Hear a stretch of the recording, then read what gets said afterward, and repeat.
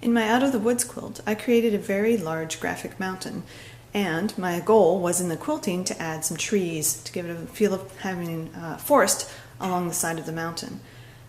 So to practice, I drew a quick mountain on a piece of paper, and note that this piece of paper is placed very orthogonally. I'm not allowing myself to rotate the paper the way I normally would when I was writing, because I kind of cheat when I write that way. The paper is held flat and square the way that I will have to quilt.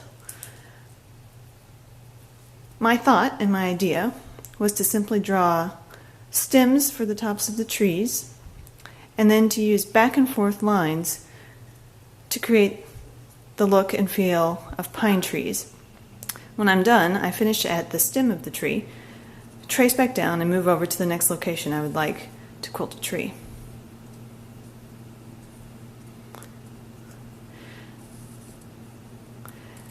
To me, trees stick off the sides of mountains, so I'm really happy with the fact that I can draw my trees and quilt my trees along the side of the mountain. I'm using very straight lines to move from place to place. Of course, that's not particularly necessary. You can use looping, swooping lines.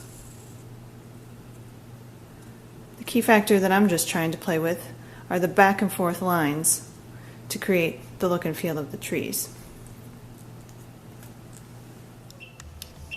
Just like we started with the drawing practice, we're going to start by drawing up the tree and then moving back and forth to create the illusion of the branches.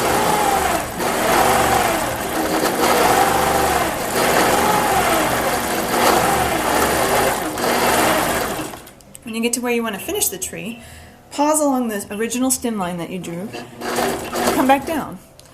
At that point, you can continue to follow down, use free motion quilting to swirl or arc over to somewhere new. I kind of like the straight line look, so I move over until I get to the next location that I want to draw a tree, and I start my next stem.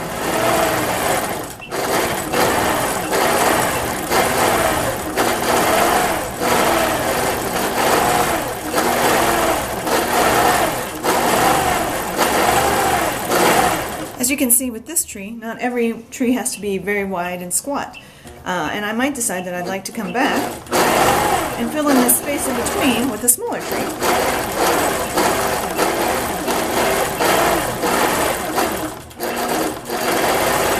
So using this pattern, you can then echo back and forth to fill in any gaps that you may have missed.